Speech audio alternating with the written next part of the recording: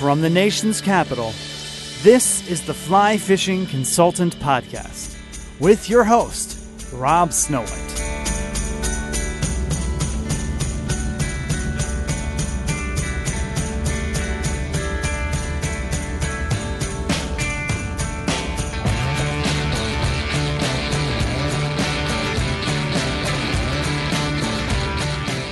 My name's Rob Snowhite, and this is the 228th episode of my podcast.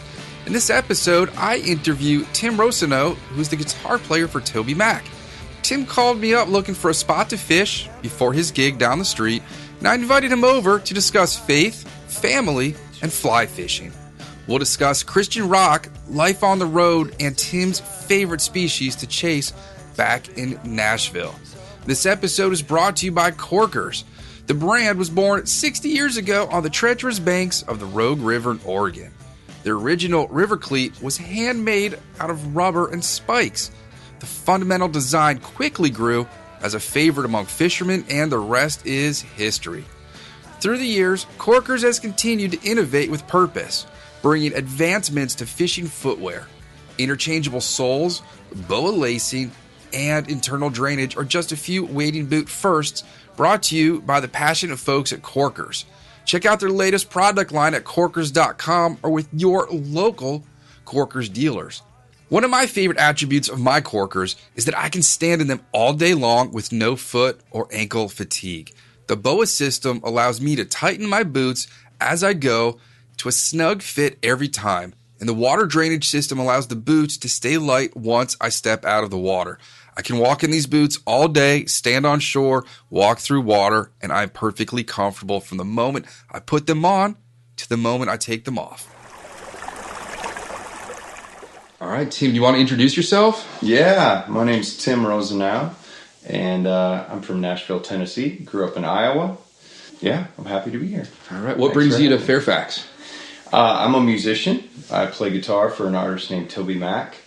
And we are playing the Old Patriot Center, Eagle Bank. Correct. Eagle Bank, yeah. And 2 sold-out nights. Played last night, wonderful crowd.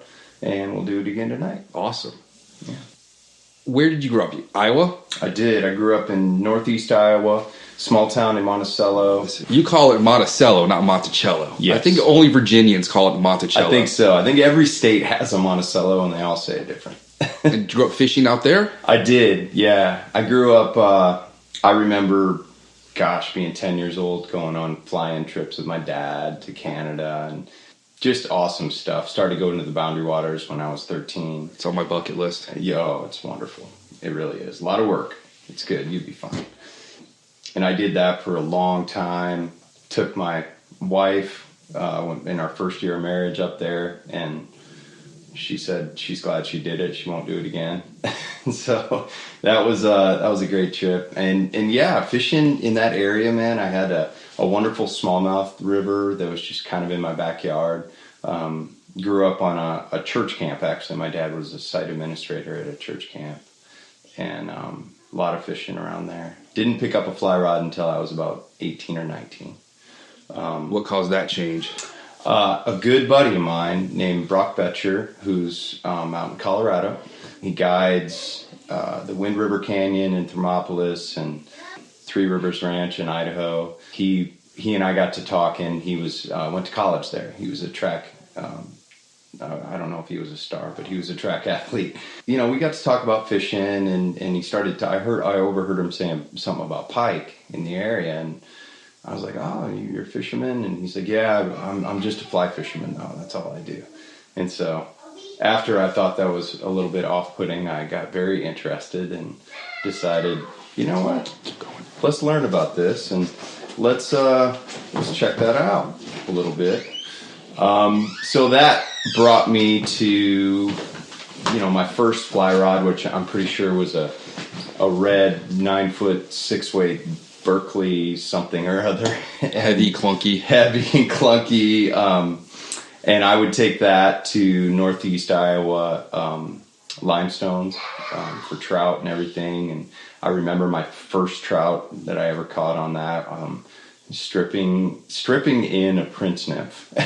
he came up and grabbed it. You'd be surprised how many largemouth bass will take a stripped-in Prince. No kidding. Yeah. Yeah, man, buggy fly. And I was hooked, and just progressively got deeper in the sport. Many years of not knowing what I was doing, but continuing to go. I didn't own waders forever, just very, redneck of me, I guess I would say. So, when did you get into music? Young. I started out playing piano. I remember my mom giving me lessons as a kid, and then trumpet was my main instrument for a long time. And I thought I was going to do that. Miles Davis, all that big band stuff, just loved it. Into high school until I was about 17 and got really, really good at air guitar, decided to pick up a real one. My parents surprised me with the guitar one day after school, and then Jimi Hendrix wrecked my brain. So I went from there. It's got to be easier to give your kid a guitar than a drum kit. Oh, yeah, it is. Yeah, my son will bang on drums, but my drums are in storage right now. So how many instruments? Guitar, piano? Guitar, piano, trumpet is what I started on. And I'm, I guess, mediocre, at all of it. If you're mediocre at enough and show up on time, you can work, But, I'm 41 years old now, so I've, played music long enough. Hopefully I'm getting by, but, Any classically trained in there, or was it all kind of in high school, I studied trumpet with trumpet instructors. And then I actually went to a jazz studies program, a small college in Iowa, and studied vocal jazz arranging, played in the big band, studied some trumpet. But it was more on the piano, vocal jazz arranging side of things, which gave me a bunch of theory, which is useful now. Once I had to let go of the fact that this doesn't work because of math, and your common listener is going to think it's okay, I was okay in Nashville. I grew up with a guy that we're going out on Friday. He's like, "Nah, man, I'm going to practice my trumpet." Oh yeah. They wouldn't let him play in the school band. He was too good. Oh wow. He was already playing in orchestras and symphonies. Now he's in the Marine Corps band. Oh, that's he's an enlisted Marine that plays trumpet. Yeah. And he practiced a lot. Yeah. I grew up practicing a lot, and then actually when I went into college, trumpet actually diminished, and piano and vocals, kind of took over. And I had a roommate that was a stellar guitarist, so yeah, I really, tried to glean from him as much as possible. What school did you go to? It was called Southwestern Community College. It was a branch of that, the Phil Mattson School for Music Vocations at the time. It was called that. Okay. Yeah. And how about faith? How does that play into all this? Well, I became a Christian when I was 13, and it's been, a journey ever since. Faith has been a huge part of my life, a huge part of my family. Like I said, I grew up at a church camp, so I was kind of always around it. My parents were really awesome about letting it be my own. I actually stopped going to church with them and started going to church with a friend when I was a senior in high school. My girlfriend at the time, who became my wife, I started dating my wife when I was 15. We would go to church camp together, and she became a Christian at church camp. And so yeah, I mean, it's the biggest part of my life, if I don't let fly fishing surpass it. Exactly. But I've seen God do incredible things in my life, from convincing my wife to marry me after we were broken up for a long time to getting a gig with Toby. I mean, I grew up on Toby. It's literally a dream come true. I grew up listening to DC Talk, which was his former band, to when he went solo. I remember the Momentum record. I remember sitting in my basement back in Iowa, tying flies and building model airplanes, listening to that record. Wow. And he's from here. He is. Yeah. This is kind of his hometown show. That's great. So family and friends and everyone came out last night? Yeah, I think I saw his sister, niece. I think his mom lives a little too far away to travel this far. But, yeah, it's an incredible thing. I can't say enough great things about him. with the success that he has had and the longevity of his career, he is the most humble, practical, down-to-earth guy I know, because you can see it go the other way. Absolutely. Yeah.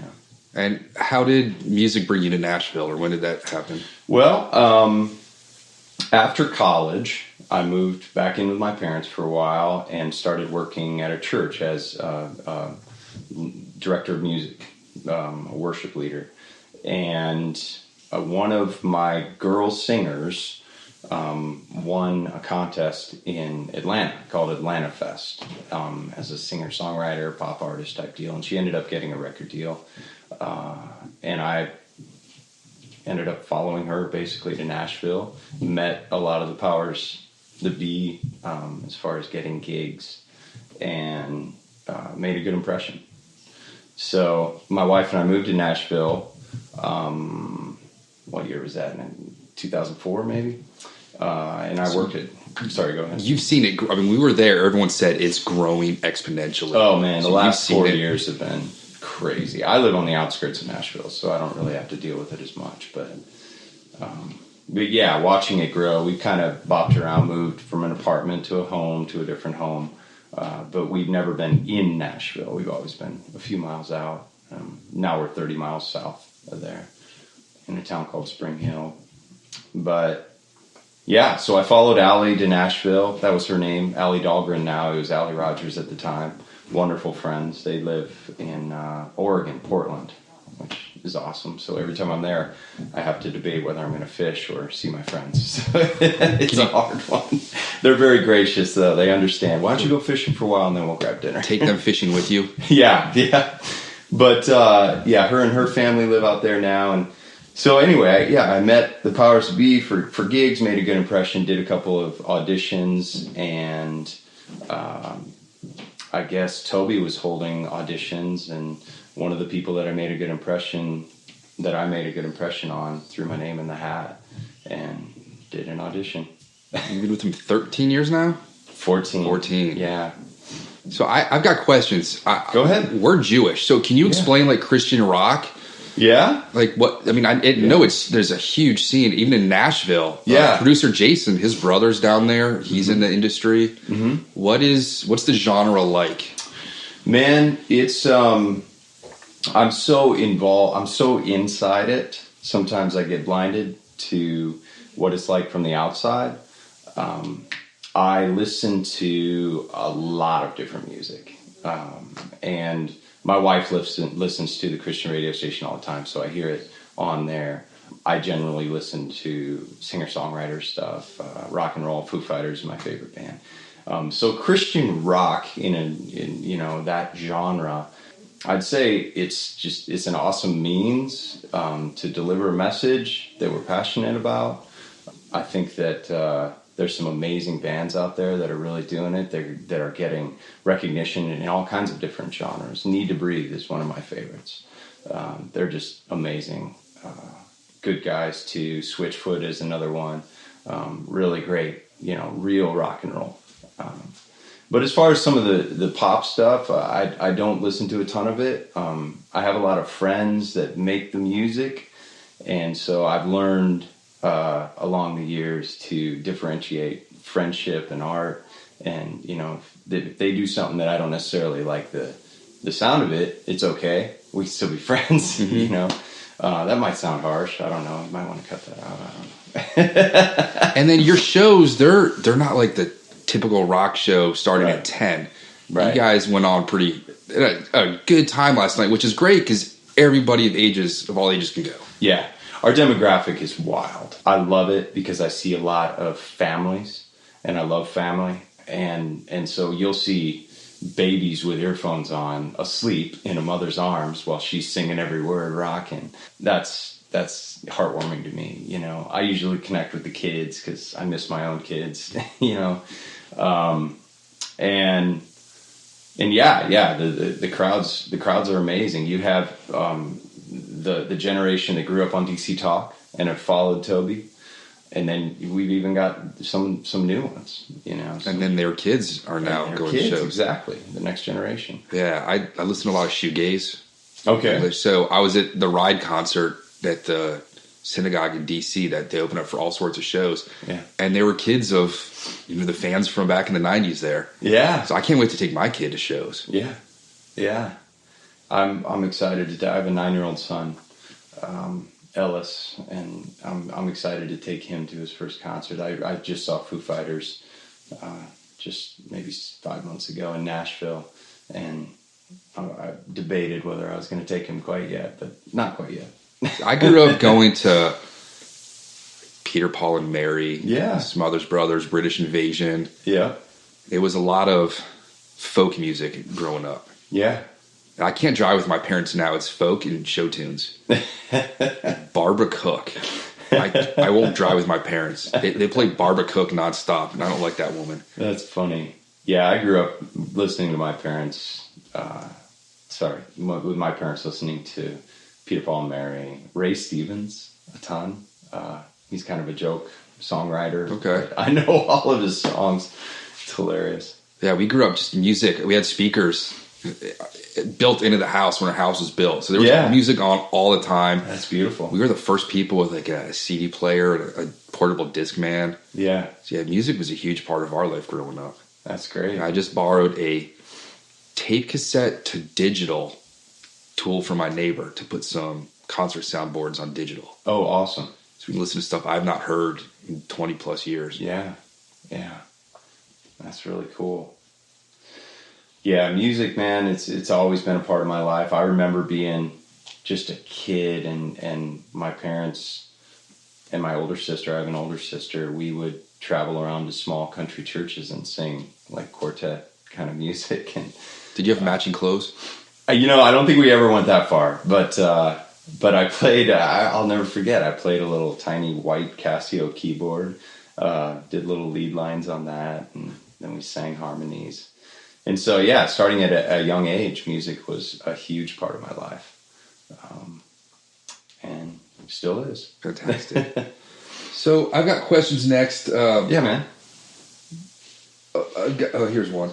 So with the Christian rock genre, do you have to be a religious person to listen to it? No, not at all. No. Personally, I prefer if you weren't. Because that's kind of the point of what we're doing. We're trying to share a message of hope and love and the gospel. And, that's one of the things I respect about Toby so much is he makes really, really good music that just covers a lot of different genres.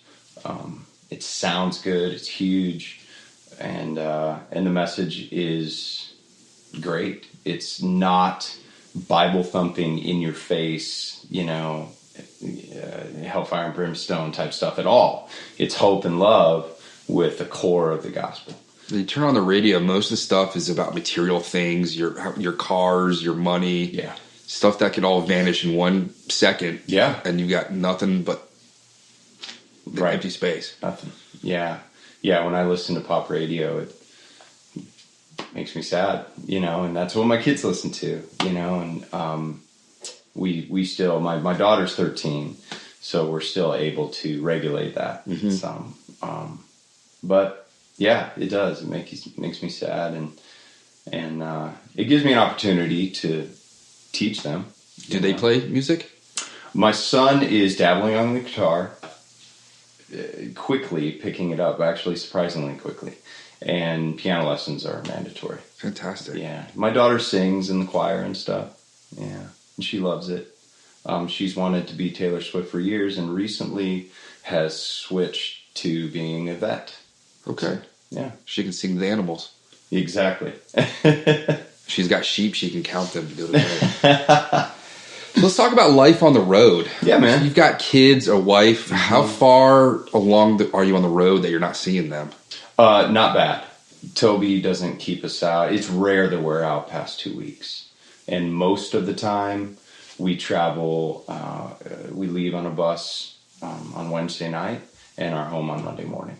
That's most of the time, most of our touring. Oh, that's not bad at all. And then, no, it's not bad at all. And then touring, this is a fairly long tour. We started rehearsals, which kind of feels like you're on tour, in January, mid-January, and we'll be done early April, early to mid-April. And the only long run is the last run of the tour, and that's about right around 2 weeks. Okay. And it's got to be easier now with FaceTime. Oh, yeah. You can see people. Yeah. Much easier. And we do well. I'll be married to my wife 20 years in August, and we have an awesome, wonderful relationship. With this occupation that I have, it doesn't always turn out that way. And we just really firmly believe that God has us where He wants us, and we're wired up for it. I've seen a lot of people have to pull out because they're not, and that's good. I'm glad they listen to that rather than try and force it, because now they have great marriages. What's the longest you've been on the road? 3 weeks. Yeah. You get to see a lot of America looking out the window? Yeah. Or you're traveling, I guess most musicians travel during the day and they're sleeping. We travel at night in our sleep. Yeah, because you're done with the show when everyone else is going on stage. Yeah. We jump on, we get off stage about 10:30 and shower up, go on the bus, play Mario Kart for a while and go to bed. And then we wake up in the next city. So, yeah. I had a question about that. Go to sleep. Is it nice that people don't smoke anymore at venues? Yeah. I mean, generally around the exit, there's signs, move away 20 feet or whatever from the entrance. But yeah. I remember going to the 930 Club in the Bayou growing up. Yep. And you come home and everything smells. Just reeks, yeah. Yeah. Especially bars, too. I mean, we don't go to bars anymore. Yeah. But I'm so glad that's over with. Yeah. My daughter watches movies from the 80s and 90s and everyone's smoking. She's so confused. She's like, gross. Yeah. Yeah. My kids are the same way. What opportunities have you been afforded being a professional musician on the road? Have things just happened that otherwise, if you had a desk job somewhere, you never would have experienced? Oh, man. I don't even know where to start. It's an amazingly blessed life. Everything from just the opportunity to travel on someone else's bill is amazing. Absolutely. I've seen, every major city and all that. And, as being a fellow fish head, if I'm in a city, I'm trying to get out of it. I'm trying to find water, to fish, or in the city, urban fishing. But do you ever worry that you might fall and break a finger fishing and you can't play? All the time. Yes. I'm very careful. There was, years ago, man, I'd go all out, whatever I needed to do. I'd wade up to my neck and, on a show day, and those days are over, man. I've caught enough great fish. No fish is worth dying for or missing a show for. And I thankfully, I've never had any horrible accidents. Little sunburn here and there. I was just in Florida, so I'm still recovering from that, being out on the water. You could have driven back this week with my parents and listened to Barbara Cook. I would have enjoyed it for a little while. Hopefully, I don't think they took the Prius. They did bring me 10 bags of white lily flour, though. Oh. So I can make biscuits. Nice. Can't get it this far north. Yeah. Beautiful. That's awesome. Have you met anybody that you've been starstruck with? You might laugh at this. Yes. Rich Tudor from the Saltwater Experience. I got to meet him. And yeah, I was starstruck with him. Let's see, who else am I starstruck? Amy Grant is one. She's an artist in our genre. Whenever I'm around her, it's just, she's awesome. She's angelic. And Vince? I've never met Vince. No, I've never met Vince. But he's in Nashville. Maybe bump into him sometime.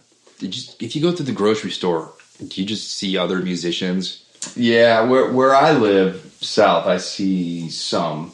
But you got to go into Brentwood or downtown Nashville. We were at the park in East Nashville, and this guy was walking by with his kids, and I was like, that dude looks like he's in a band. And I was trying to get my wife to ask, do you play? I mean, he just looked like a rock star. Yeah. Just dressed completely different than Yeah. us. I'm wearing like khaki shorts and a t-shirt, and Yeah. I'm rarely recognized because I don't, I guess, necessarily dress the part. You know, I'm usually wearing fish clothes or something like that. But how do you stay healthy on the road? So you got caterers? Yeah, we got caterers. We eat well. I'm a pretty healthy eater. I juice every day, and I get good exercise. I love basketball, so we've had stints where we've played a lot of basketball on the road, which is great. Play against another band? Oh yeah, that's our love. That's our joy, and we do well. We're a good team. You're pretty tall. Well, you're 6'. 6'2". Okay. Yeah. Yep. So I love basketball. You know, my dad played college ball, and I actually quit basketball my senior year of high school to play in the all-state orchestra, trumpet. So it was a pretty good reason, and I had a temper, so a lot of times I was creating more problems than good. I have no athletic skill to do a lot of things. Yeah. Football, basketball. Yeah. My wife can shoot some hoops. Oh, yeah? Not me. You throw a basketball at me, it's going to bounce off me. It looks like someone playing dodgeball. That's funny. Yeah. Not coordinated at all. Yeah. What do you guys have on your rider? Oh, wow. Not a whole lot. It's not super interesting. I guess, you know, a lot of times we'll have a veggie tray in our dressing room, maybe a bowl of M&Ms, waters, Starbucks coffee. But as far as the whole, you know, green M&Ms thing. Yeah. That's the absurd stuff. Yeah. And then, you know, our bus stays well stocked. Cereal, all the essential snack foods, you know. But yeah, that's pretty much it. I've heard of other bands that this is actually brilliant. I've thought about this, but you know, if you're traveling in a van or a camper or something, you know, you put on your rider like clean underwear and white t-shirts, and you just wear a white t-shirt every day. You never have to do laundry. Throw away your underwear. Is that how Eminem gets all the white t-shirts? Maybe it is. I don't know. Yeah, that's funny. As a band, do you have any weaknesses? Like you're driving somewhere and you see a restaurant or like a side of the road place? You know, years ago, we've all grown up together, you know, like 14 years. For years, for 10 years maybe, I was the new guy. So we're a very tight-knit, solid group. We've had maybe 3 or 4 transitions in the last 4 years, but we've become family pretty quickly. And so I remember years ago, Waffle House was a weakness. I think I remember stopping at that at 1 a.m. a few times. I'm sure it's interesting. I've only been to Waffle House like once. I'm sure 1 a.m.'s got to be a good people watching event. Oh, it's great. It's great. Yeah. I can't remember the last time I was there, but I can't remember the last time I was up that late. I waited for my wife to get home from a mom's event last night, and I was asleep on the couch at like 11:30, just snoring. Yeah. And I made these edible Jello cubes, not like Jello shots, but Jello cubes where you can pick them up. Oh. And she was supposed to bring some back, and the moms all grabbed them, filled up their glasses with them. Oh, that's funny. Oh, shoot. That's funny. Yeah, man. We eat healthy on the road. Waffle House days are over for us. Yeah. I think, you know, we're all 30, 40, 50, you know, and got to take care of ourselves. I'm early to bed too, though, which is funny because Mario Kart has kind of wrecked that for me recently. I've been staying up late with the guys and playing that. But when I'm home, my wife's a school nurse, so she's up early. My kids are up for school. It's not uncommon that we're winding down and getting in bed at 9:30, 10. So. That sounds fantastic. Oh, it is fantastic. I'm getting more involved with my Trout Unlimited chapter. Yeah. And like the last guy who went on to give the presentation started at 8, and I'm like, I can't do this. That's funny. I want to be in bed or at home, relax, not having to drive home at 9:30. Yeah. Because this one gets up before her and the dog. The dog got me up today at 5 something. Oh boy. I was like, dude, he's 14. He eats when he wants now. Yeah. Instead of at his scheduled times. Yeah. Oh yeah, that was my last dog. We lost him in August 2 years ago. His name was Leo Fender, And he just got to the point where you could see it in his eyes. He's like, I'm going to do this. I'll be fine. I'll come back. I'm going to eat now. And he just kind of look at you like, I deserve this.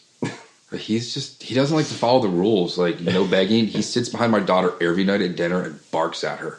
Oh. Specifically just her, trying to get her Really? to drop food down. Well, he probably knows. Yeah. This is a gold mine right here. So what's it like being on stage when we started watching A Star Is Born? Yeah. And the opening scene and all those people. And I was like, that has got to be the greatest feeling to walk out on stage. And my wife's like, yeah, no, I would never get up on stage. Yeah. That's got to be just a rush. It is. And it still is. I've done so many shows over the years and played for massive crowds. And you get comfortable with it. I still get nervous at some parts. But I've learned, for me personally, interacting with individuals is very important. If you just kind of generally look over the heads and, look in the shadows of the crowd and stuff like that, I personally don't feel like I'm connecting. So I love to interact and make eye contact and joke around. I'm a big joker. I'm always joking on stage. I chew gum on stage, and so I usually put it on top of my microphone when I play the trumpet, and people get a kick out of that, so I'll laugh with them. But yeah, man, it is a rush. There's been tours where curtain's down, curtain comes up, and it's just me standing, and I had to do this nylon flamenco intro just by myself. And those were probably some of the most nerve-wracking. Total hush crowd? Hush crowd. Well, no, wild, and then it comes down when you start playing. So I'm glad those days are over, Who knows? Maybe we'll pull that song out again. It was called Irene. Who was Irene? It was I don't think it's based on a real character, but it was based on a girl that I think had a child at a young age, and Toby was just talking about there's hope and the pressures of the world are on you right now, but there's a God that loves you and a Father that loves you that'll lift you up. And it's cool. It's kind of a reggae song. All right. Yeah. Who are some of your other musical influences that you guys bring in? So you've got Foo Fighters and Hendrix. Yeah. What about Toby and the other musicians? You've got drummers, keyboard players, you with the multiple. Mm-hmm. Toby's up front. Yep. 2 singers and dancers, a DJ, and another aux guy that plays perc and guitar and keys. And actually, he's a phenomenal trumpet player. That's his main instrument. So Toby grew up on, early hip hop, but also the Police, Cars. He's pretty well versed in music. You guys are all MTV generation. Yeah. I didn't have cable growing up. I didn't either. I had to go to the neighbor's house to watch MTV. And Yep. A lot of other things. Me too. Yeah. When I started playing guitar, it's funny. One of the reasons I started playing guitar was because of Steve Vai, who's a total, music, muso, shredder, real mathematical player.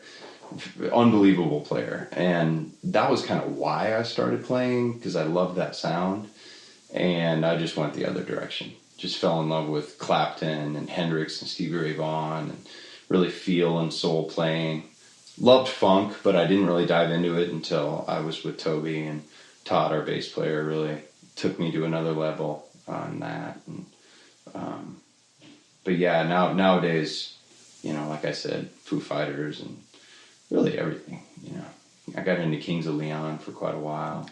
Another group of fishermen? Yeah, I've actually, fished with them for Steelhead before. You have? Yeah. Caleb has a place right on the Caney Fork River where I like to fish. It's a beautiful place. I've never seen him. I've never met him, but yeah, you guys got to do a little fishing collab. I'd love to. I always dream of him coming down and fishing together. But he wasn't on that trip. It was his brother and 2 other guys. Cool. Did you guys catch anything? I got there right at the end. Okay. So they hooked some steelhead. Great. And then It was beer 30 on the bus. Yeah. I went to that bus and I'm like, wow. I mean, those things they're like high rises on wheels. Yeah. But everything's so compact. Yeah, everything's compact. Yeah. I love the bus. I really do. The engine's got to be great to fall asleep to. Oh, it's wonderful. It's in the back. And I sleep on the back. Or the back bottom bunk, I guess. There's 12 bunks. 2 rows of one 6. bus? Yeah. Wow. Yeah. You guys are like in a submarine. Yeah, very much like, yeah. There's a lounge in the back, lounge in the front. Yeah. We got our coffee maker and cereal bowls, and we're good. Got to get an air fryer. Oh, yeah. I love mine. Yeah? I made pierogies last night and onion rings. Oh, nice. I was waiting for her. I got hungry again. Really? I was like, well, I'm going to air fry some pierogies. They came out fantastic. How do you stay so skinny, man? A lot of walking with clients. Yeah. Yeah. Which hasn't been much of late because of the rain. Yeah. Yeah. Anything weird get thrown up on stage while you're playing? I guess people can't throw their CDs up anymore. No. Cassettes. Did they throw thumb drives with a note saying like, I want to make it in the industry? You do get a lot of demos. Man, I can't think of anything. One time, some idiot was in the crowd whipping quarters. That's not cool. No, that was not cool. And I got hit pretty good with one of those. And I stared down the general vicinity of the crowd, who it was. And the occasional beach ball. I'm trying to think of anything. Any like bras got thrown up? I don't think so. Not at our shows. I'm blanking on the guy who sing Mandolin Rain.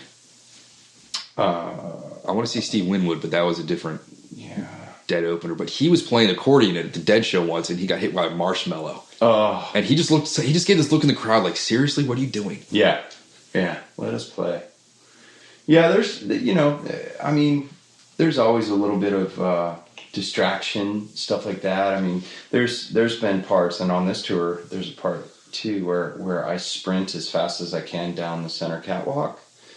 And I've had people try and grab my feet and stuff. I mean, I thankfully haven't bit it too hard. Actually, we did Nashville. We played Bridgestone in Nashville, and at the beginning of the show, Toby's new record's called The Elements. So it's kind of about battling the elements, and we make it snow with soap. It's fake snow, you know, and that is slippery. And so they really fired them in Nashville. You wear like your Korkers up there, sticky rubber. I need felt or studs or something.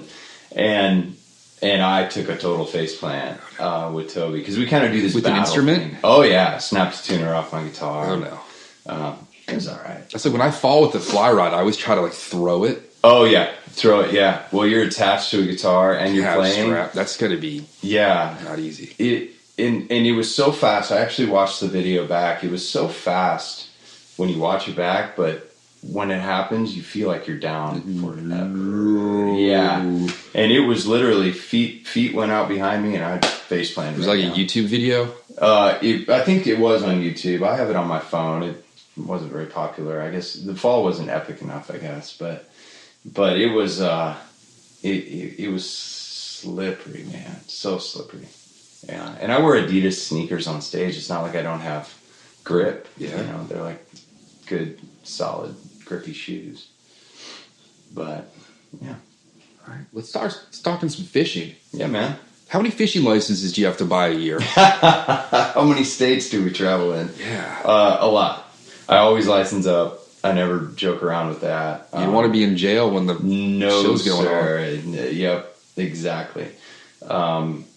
But I think on this tour alone, I've purchased probably 6 different states at different durations. Like when we did a 4-show run in Florida, so that was easy enough. You know, you buy one freshwater and one saltwater to kind of cover the days. And where else have I fished? Ohio. I've gotten a couple in Ohio already. You're steelhead fishing up there. Steelhead, yeah.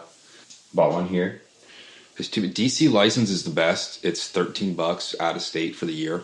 What? Yeah. Good. $7 for in-state, quote unquote, because it's the district. But it's $13 for the year. It's awesome. Man, that's killer. I've spent a lot of money on this on the road. Like one time I was up in British Columbia, and a guy took me out up there. Just this beautiful water. I'll never forget the water. Didn't catch anything, but it was just beautiful. And I want to say I had to get like an $80 license.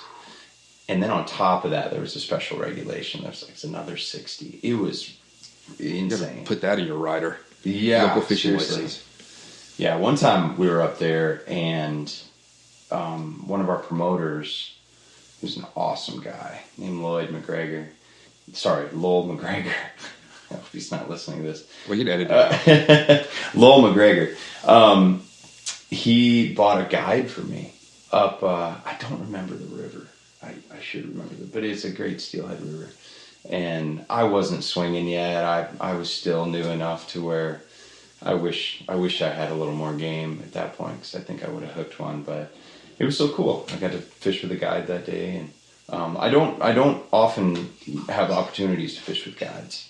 I've met a lot of guides, and we'll exchange tickets, and I love to hook people up with tickets and go fishing. Whether we go fishing or not, it's just cool to talk to people.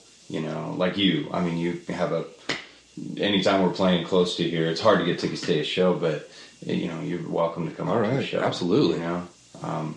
Love to hook that up. But I've had the opportunity, just from meeting people at shows, to fish. I have a buddy now named Corpus Christi, who's a guide, full boat and everything. So we fish for reds and drum and everything down there. Steelhead guides up in Michigan. I just fished with a guide out of Toledo named Hunter Hayes, which is hilarious. Not the country artist, the steelhead guide. Yeah, man, that's just a really cool thing. Being able to fish with Rich down in the Keys. Do you ever try to get dates scheduled when the fishing's hot somewhere? Like, the albacore gonna be running.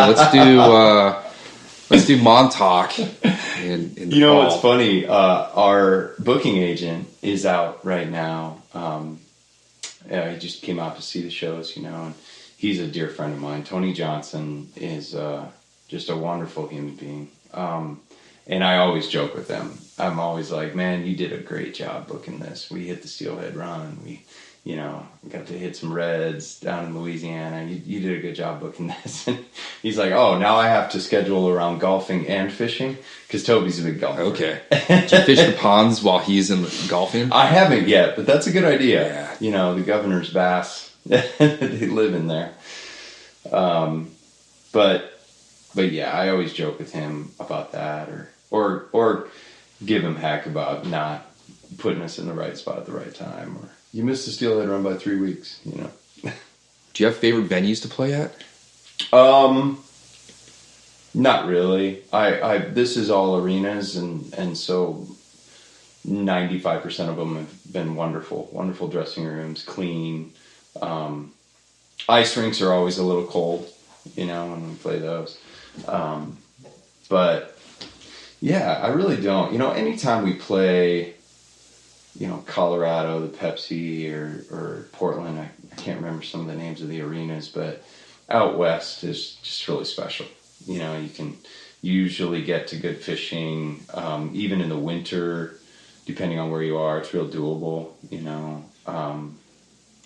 but how do you store your gear on the bus? Man, it's funny. I have surpassed the amount of guitars I have on the road with rods right now on some runs. I keep a bundle of rod tubes and a huge Timberland duffel bag under the bus, and then we have a shower on the bus that we never use, and I'll put my waders and stuff in there. That works. Waterproof backpack, sling pack, whatever, I sometimes am packing for redfish one day, bass the next, trout the next. It's been this tour's been awesome, because we've been to Texas, we've been to Ohio, we're in Pennsylvania on Sunday, Florida. And it's just all, I just see Fishy spots. big fish on the radar, you know, when I see certain cities. Do you tie on the bus? I do. Not on the bus. Okay, I made that feathers mistake once. Go everywhere. I needed to tie up some hoppers, and I thought, oh, hoppers are big, I'll be fine, you know. So I got my little light out and sat in the back lounge, and man, it was excruciating, you know. Plus the bus is moving. That's what I'm talking about, man. It was nauseating, to say the least. I think I got like 3 hoppers tied. Probably get a little motion sickness trying to Yeah, it. you really, honestly. It's funny, you know, you turn the page of 40 and your eyes start to play tricks on you, and tying has definitely where I notice it, you know, tying and reading. And so I just got I had to get white, these magnifying glasses with a LED light on it. So at any given moment, you'll walk into our dressing room and I'll have that on and look up at you with my big eyes and flip up my lenses. How much time do you have to go fishing? Man, I only clock in for about an hour and a half every day, and that starts at 9. You're fishing more than most people. I'm fishing more than most people. Yeah, I haven't really wet a line since November. Really? Yeah. Every time I want to go out here, it's flooded. Yeah. It's been flooded nonstop, except for 2 weeks for almost a year. Yeah. Man, that creek you put me on yesterday was beautiful. I really enjoyed walking it, and I imagined a ton of trout in it, but it didn't pan out, but it was really nice. Yeah, it's a nice little oasis for those that can't get away. Yeah, absolutely. Scratch that itch for a couple hours. Yeah. There's all sorts of wildlife down there. I saw tons of deer tracks. I didn't see any. I saw some huge. You got big squirrels down here, man. Or up here. I had to kind of watch my back. I thought it's going to get attacked, mountain lion style. There was a mountain lion not too far from where you're playing, like a year ago. Really? There was a bear down by the McDonald's here. Really? A summer ago. Wow. And things don't just they follow the creeks down from the mountains. Yeah. So you never know. But where you were, they do urban hunting. Really? I'm surprised there were deer tracks because they have orange signs up all fall. Yeah. So you'll be out there going to walk or something, and some dude will be dragging a deer out in a tarp. Oh. And it has to be in a tarp. Like you can't, because some mom saw a deer leg hanging out once and called the police that her kids were traumatized. It's like, lady, where do you think food comes from? Right. Yeah. They're legally hunting. Mm-hmm. Yeah. As long as the deer and squirrels don't get in my garden, I'm fine with it. Yeah. Right. They'll clean you out quick. Yeah, we got a ton of rabbits in our backyard, and they'll eat the flowers that we try and get growing and all that.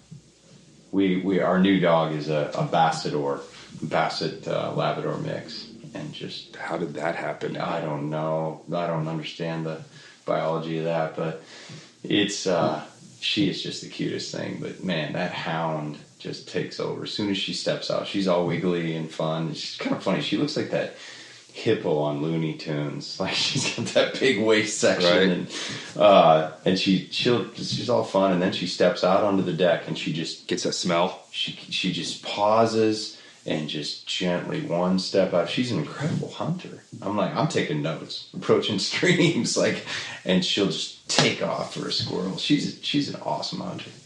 And she's currently digging up my yard for moles right now. So we're trying to get. I'm debating. Like, do I punish her and keep the moles, or do I let her get them? Moles are bad. They are bad. Yeah. We just have the bamboo. Yeah. That's the worst thing back there. What makes it so bad? It just pops up 30 feet away. Like it'll pop up in the middle. Like I'll take the compost out in the morning. Yeah. And then I'll come back in the evening, and there's like a 2-foot piece in the middle of the lawn. Yeah. And you've got to dig it up and like pull it out. Oh. It has horizontal runners that are hard. So I'm on my second pickaxe right now. Oh, really? It's just brutal, back-breaking. And so I'm cutting it to the base, and then I'm putting plywood over it. Yep. And then hopefully I can get it all done in the next couple of weeks. Yeah. Gotcha. It's just messy. It looks pretty. It blocks the neighbor's house. Yeah. But it's awful. Excuse me. Go for it. You should build rods, man. Yeah, it's not something I've gotten into yet. Yeah. I like that's a thing, man. Bamboo. I don't know the first thing about it, but from the videos I've watched on it, it seems like something that would take away from fishing. I'm pretty hard on my gear. I don't know if I want to fish a rod that I built myself. Right. Yeah. Especially, like I said, when I fall. I gotta throw my rod. Dude, speaking of being hard on gear, I don't know what happened, but when we were in Florida, I was fishing peacock bass in a canal, and I had a 9.5 6-weight TFO BBK, and I love that rod, just a workhorse rod. And then I had a little moonshine 4-weight that I love. I got a ton of moonshine rods, and I sighted a nice peacock, and I was bringing my leader through the BBK, and it snapped right at the ferrule. And I was like, oh man, that sucks. It's only like the third rod I've broken in my life. So to top it off, I had an old Trident, Orvis Trident 7-weight that it was just kind of disintegrating, like UV damage. And I called them, and so they said, well, we'll build you an access, 4-piece access. And I was like, great. So I just got it back, virgin rod, and I was getting ready to go red fishing down in Tampa. And I slammed the door on the bus, and I heard the sound, blood-curdling sound, and I snapped that rod. So in 2 days, I broke 2 rods on the road. Kind of got the feeling I was being taught a lesson, maybe. I don't know. Still worrying that. It was that whole, balancing thing. Where's God? Where's fly fishing? And I think that was getting out of whack. Right. So... Do anyone else on the tour fish? No. What else did they? So Toby's playing golf. You're out fishing. Mm-hmm. What is everyone else doing? We play a lot of bags, a lot of cornhole. We carried boards with us, do that. Mario Kart, coffee shops, basketball. A lot of guys work out. We have yoga sessions. Just things and there's a lot of music. A lot of music being made. Guys do commercial music out outside of what they're doing with the bands, syncing, that TV and film type stuff. And you can do all that from a laptop anymore. Yeah. So a lot of that. Do you have a home studio? I do. Yeah, I do. It's based off a laptop, but a lot of plenty of outboard gear. I used to have a lot more, but man, with this anymore, it's hard to justify it, universal audio stuff, and still use real amps. I've got an arsenal of beautiful amps and mics. Do you have preference? Man, I don't. I see them like rods, If I'm fishing a Spring Creek in Pennsylvania, I'm not going to fish an 8-weight, and it really is just tools of the trade. Sometimes I love little tiny low-watt Fender amps, and sometimes I need a Mesa Boogie or a Marshall, and then they're just different. It's people are like, what's the best amp? And the one that goes to 11. Yeah, the one that goes to 11. That's it. Let's see, but when it goes to 11, but there's not a best amp in my opinion. It's like color. What's the best color? I don't know. Depends on what you're needing to paint. So. What about guitars? Do you have a brand preference, style? I am endorsed with Paul Reed Smith, and I love them. If on fly fishing, you'd be a pro staff. I'm pro staff with Paul Reed Smith. I'm going to say that from now on. Yeah, and those are the guitars I play live for electric. I play a McPherson acoustic live, which is beautiful. I'm not sure if you've heard of Matthews Bows. I'm in bow hunting, but it's the same company. Okay. Matt McPherson makes these unbelievable high-end boutique guitars with amazing woods, and so that's another God story actually for me is I got hooked up with them, and they sent me a guitar. We were doing a thing out in Pebble Beach. Toby was playing in a Pro-Am, and they sent me a guitar right there, so I got to use it. The first time you pick it up, it was like boom. Oh, like it was sound. It was an incredible. It's just it's the Thomas and Thomas of guitars, But I love that. But in my studio, I got everything. Les Paul. Got an old Day Armand that I really love. Telecasters, whatever. Does your wife say, like, not another guitar when you walk in with the case? No, she says that about fly rods. She can justify guitars. And being playing for the artists that I play for and the blessings that come with that. Thankfully, I haven't had to pay for too many guitars, unlike fly rods. So I'm still waiting for the full ride Pro Staff. You haven't slammed the neck of a guitar in the door? No, I haven't. I've fallen on them and snapped the neck off, but no, I haven't done that yet. Not in the door. No, that's like smashing the back of the day. I haven't done that yet. I need to smash the guitar on stage, but the problem is I had a buddy that did that, and the problem is that the stage got flooded with people, and he did it behind everyone, so no one really saw him do it. And then there was that MTV performance when the bass player from Nirvana threw his bass up and missed catching it and hit him in the face. Oh, yeah. Chris, yeah. That's funny. Not funny, actually. It's kind of sad. That flying guitar hitting you. Yeah. I've taken some spills on stage, man. I've one time in my younger days, I used to jump off anything that I could find. Thankfully, my knees are still intact, and I didn't wear Vans shoes for too many shows, so I can still get around okay. But I was jumping off the drum riser, and it was carpeted, and as I went to jump, my feet caught and just grabbed me, and I just ended up tipping over like a tree off the riser with enough momentum that I slid across the floor under the next riser. So all my feet, all was sticking out was my feet like a fishtail. And so I had to fishtail out from there, stand up, realize I had snapped the plug of my guitar off. So my tech had to come running out and had to fix that on the fly. And that was one of my better spills on stage. But yeah. What are some of your favorite fish to target? Ooh, man, that's a hard one because I always feel like my favorite's what I'm in the middle of. You know, I absolutely go bonkers in spring in Nashville because I fish hybrid bass, and they keep me up at night, and there's nothing like it. Stripping streamers and getting hammered by one of those things is just electrifying.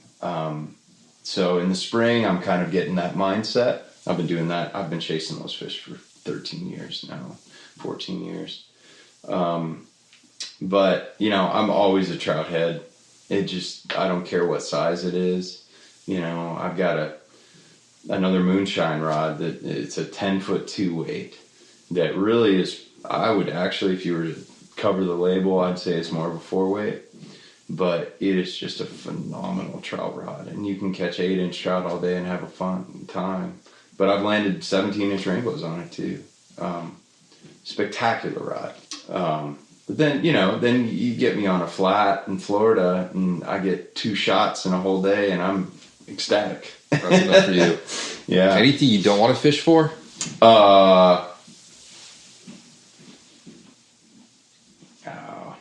I just don't want my clients to catch gizzard shad or needlefish. Ooh, yeah, neither of those things sound fun. You know, pufferfish have always been kind of a nemesis of me down in the salt. They just always don't really know how to grab them. I'm always, I'm not a salt guy. I grew up in Iowa and moved to Nashville, so it's like I don't know everything about them because I understand some, like blue runners or something. If you go backwards on their spine, they'll cut your fingers off or something, or venomous. And so I'm always a little leery about that, but those things are just nasty. And then there's this one fish that I can't remember what it's called. Is it like a lizard? Lizard fish? Yes. Yeah. Gosh, those things are nasty. Cynotus photens. I remember that from ichthyology. Yeah. Cynodontidae. Man, I feel like I need to be paying you for They're classes. aggressive little fish. They are. Yeah. It's the only thing I caught in Oahu. Oh, really? Pretty much is lizard fish. Gosh. What a nasty They got a lot of little fish. teeth. Yes. Yeah, horrible little teeth. If you're not trying to get them off the hook, they're chewing your clousers up, it's awful. But yeah, I get plenty of offers to come fish your farm pond with chicken liver or something, and I'll pass on that. Yeah, my father-in-law's throwing cut bait right now in Florida off a pier. Oh, yeah. Like that looks boring as all get out. Boring, man. Yeah, but they pull so hard, and The egret we were FaceTiming him, and the egret was taking his bait when he wasn't paying attention. I was like, I'm sure that egret's been doing that.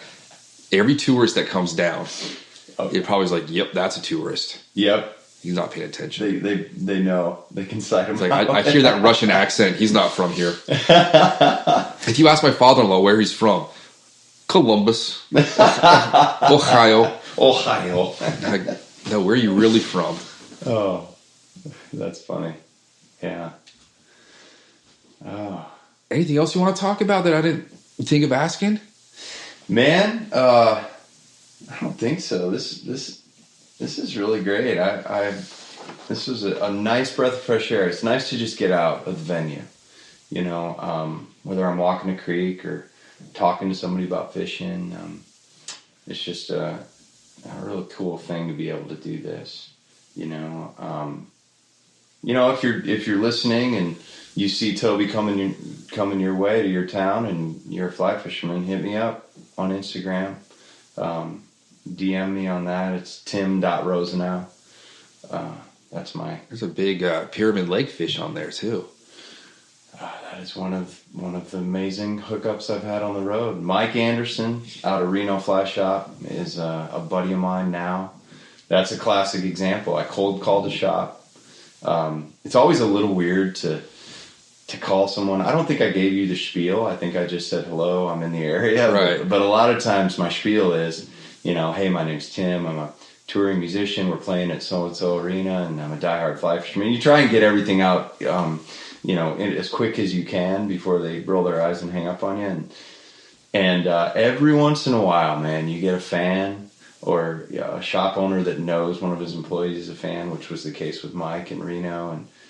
And most of the time, everyone is really cool and really kind. And I've had a lot of people out to shows that way and met people. The guy that I fished for Steelhead out of Toledo was that exactly. And that was 3 years ago.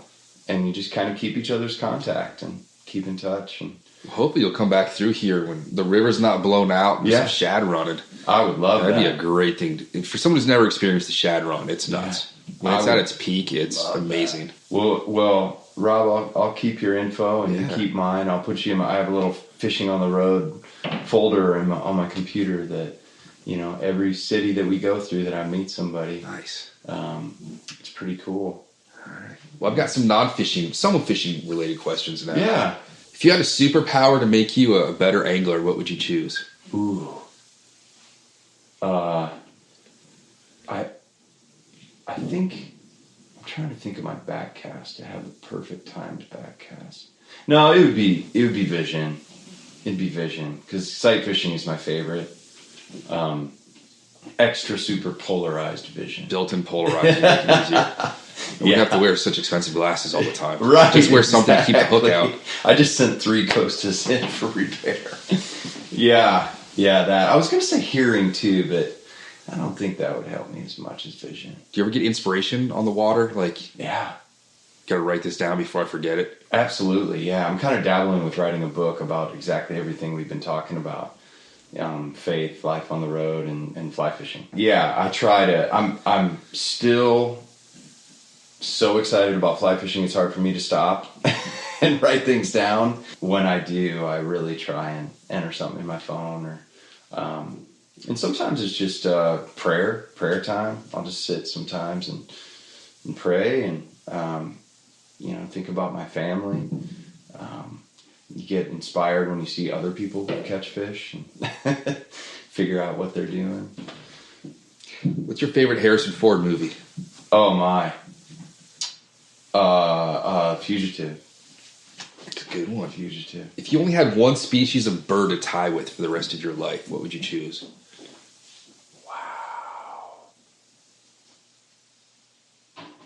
Wow. Partridge first came to mind.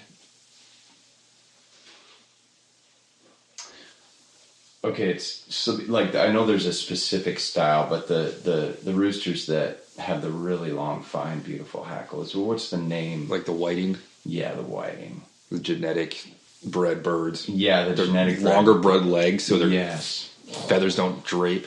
I think you could get enough off of that to really, really do. Do you have any ridiculous phobias? Irrational phobias? Irrational phobias. Social anxiety a little bit.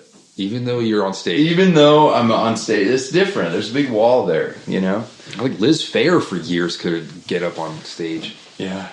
Yeah. It's a different thing for me. Sometimes just going to the grocery store makes me nervous, you know? But I'd say that's pretty irrational. Who's your favorite person to fly fish with? My dad. What is your most unusual fly tie material? Here's a good one. I was in Vegas. I'm not a big Vegas guy. It bit me twice and it won't bite me 3 times. So I stayed in the hotel room and tied flies for Pyramid Lake, which was the next day. And I didn't have any of the flash for those Corona mints that they have. So I started walking around Vegas and I found a Walgreens.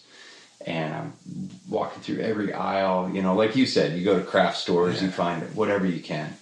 And I came to the gift section, and of course there are ribbons, and I tied a bunch of chronomids with the ribbon material cut into small pieces. I thought you were going to say you wandered into like the dancers supply store. Yeah, I found tassels. We were out in Vegas for ICAST a couple years ago, and we're walking down the street, and there's these girls dressed in the showgirl costumes. Yeah. And my wife's like, that girl's got the most amazing butt. Did you see that? And I'm like, do you see those ostrich plumes in her hair? She's like, what? You could have tied salvos with those. Yeah. But they have supply stores out there. We can go get big ostrich plumes, but I don't know if they're dyed to go in the water. Yeah, right. I follow a guy named Schumann Feathers on Instagram. Yeah. He does all the Caribbean, Mardi Gras, Carnival stuff. Just Lady Amherst plumes, like 50 on one costume. No, I would be like, dude, just send me the extras for all those plumes. But he's like, the dyes aren't made for water. Oh, it's funny. I just got not a bunch, but some plumes of ostrich for some salvo patterns, and I hope they're dyed for that. I'm gonna have to eat some killer bug yarn before you go too. Oh, cool. Yeah. Right or left hand retrieve? Left hand retrieve. On hot dogs, ketchup or mustard? Ketchup. Favorite sandwich you've ever eaten? The best sandwich you've ever eaten? Egg cheese sandwich, man. Specific place? Home. I make a mean one. What, if you had left it home on tour for music or fishing, would ruin the day? My in-ears for music. Do you have Royal Wolves on them? Saw that How on did you know? Instagram, right? No, I got an Adams on one and a Prince on the other. Nice. Let's see. My in-ears for music, and for fishing, I mean, you know, the rod is obvious, but I would say reel, because that's a little easier to leave. Yeah. You know? Unless you tie some guitar strings or something to the end and Tenkara with it. Yeah, Tenkara. Do you have a favorite book? Probably Sex, Eth, and Fly Fishing. John Kerry. That was probably the first fly fishing book I ever read. Yeah. If you had access to a DeLorean with a flux capacitor that could go back in time to before humans destroyed environments, where would you go fish? Oh my goodness. I would do some sort of Pacific Northwest steelhead run before it stopped. Mm-hmm. Or slowed. You know, I know there's mixed views in that, but I don't know. Is there a food you won't eat? Tomatoes. Really? No. Can't do them. Cooked? Raw? Anything. Yeah. I love ketchup, love marinara, love salsa. Can't do plain tomatoes. I've had 2 tomatoes that were life-changing. One was in Paris on a sandwich, and I was like, I've never liked a tomato on a sandwich. And then there's a place in D.C. that had BLTs. Yeah. And I was like, if I was going to get an electric chair tomorrow, this would be it. I ordered 3 rounds of them.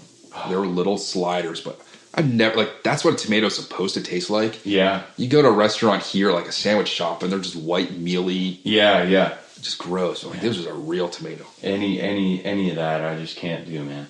Maybe, you know what? If I end up in Paris, I'll try one. Okay. Strangest thing you've seen on the water? Ooh. I was on a home trout water once, and I saw this huge sculpin, and I was really watching it, studying it, and all of a sudden a snake came up and grabbed it, and I watched them fight for a little while. It was a small snake, and that was really cool. That was really cool. I feel like I'm missing one. I mean, I run into bear up in Alaska. I don't know if that's strange or terrifying, but I would say that's more on the terrifying scale. Yeah, probably the snake attacking the sculpin was pretty cool. What about as a musician? Any just really strange thing that if you're going to write a chapter on, just you wouldn't believe what I saw in my music days, buddy. So I've seen everything from.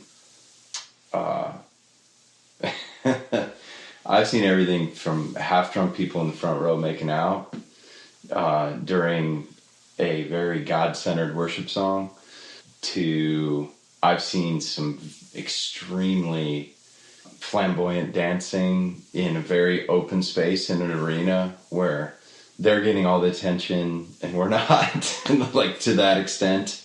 You know, I've seen some scary stuff, like some questionable people. I mean, in this day and age, man, you think about like the Vegas shooting at the country show and some of the scary stuff that goes on in mass gatherings.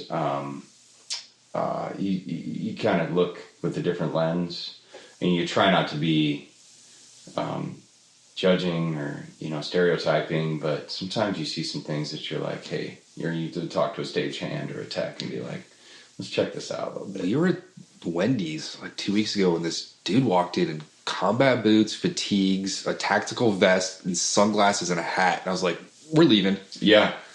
Yeah, man. I mean, he just got to. He just sat down. He didn't order anything. I was like, yeah, hurry up. Yeah.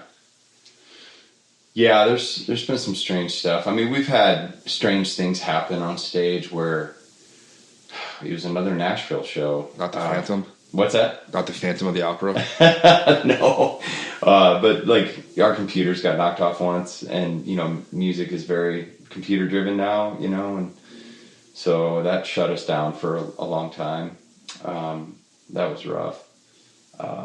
Broken guitars, broken drum heads, strings. Pretty normal rock and roll show stuff, but that was weird. What are you opening with tonight? We are opening with Toby's song called The Elements. Closer tonight? Song called Feel It. Right. Yeah, and we get to bring people from the crowd up on that one. Nice. It's a lot of fun. We saw a Pink Martini play in D.C. Yeah. And they said anybody who wants to come up on stage can come up here. And by the end, this first woman gets up there with a goblet of white wine, and she just, and we were like, "Look at that!" And I'm thinking to myself, "That'd be awesome to go up there. We're the farthest seat, from the. You can still hear everything because it's a Dave Grohl venue. I mean, it's amazing." And my wife's thinking the same thing, but we're not communicating.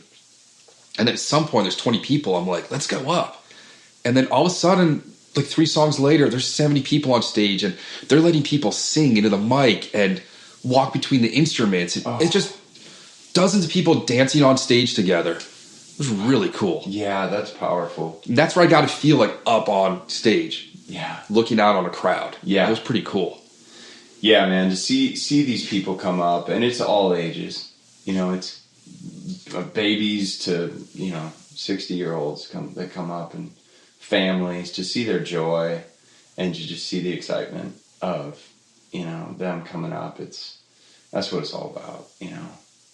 We can't forget that. It's easy if you let it to become just a sea of faces, for lack of a better term, and just get up and clock in and clock out.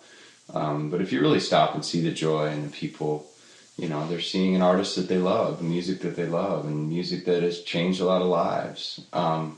When you start looking at it through that lens, it just becomes, very real, very tangible, and very emotional, and it'll wake up a jaded heart quickly. Fantastic. Yeah. Where can we follow you on social media and the band? if you check out Toby Mac, obviously, on Instagram, social media is funny for me. I'm a very newbie when it comes to social media. I've only been on Instagram about 6 months, and that's because I got a 13-year-old daughter.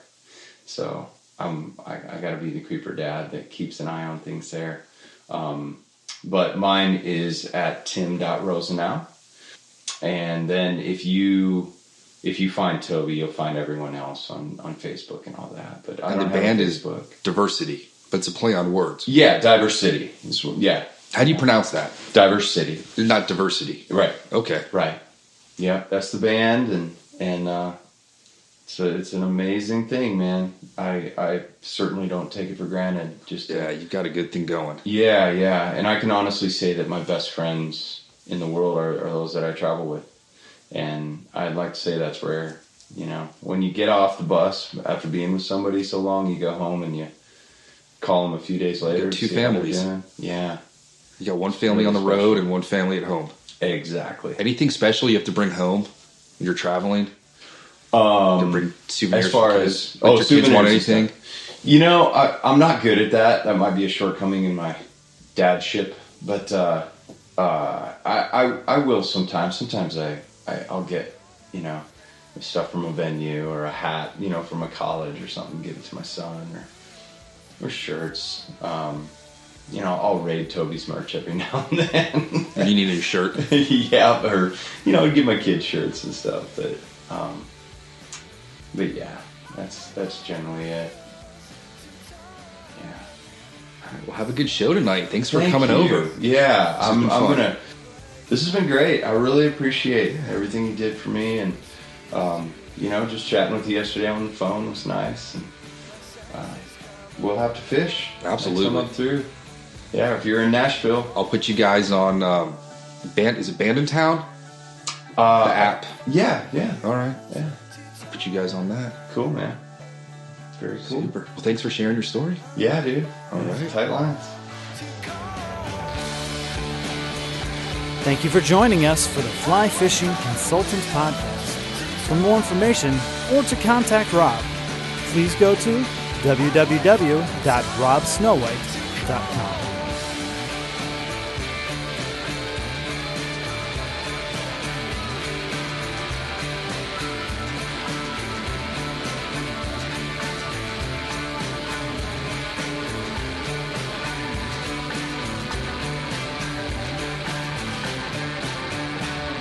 This podcast is brought to you by Freestone Productions at freestoneproductions.com.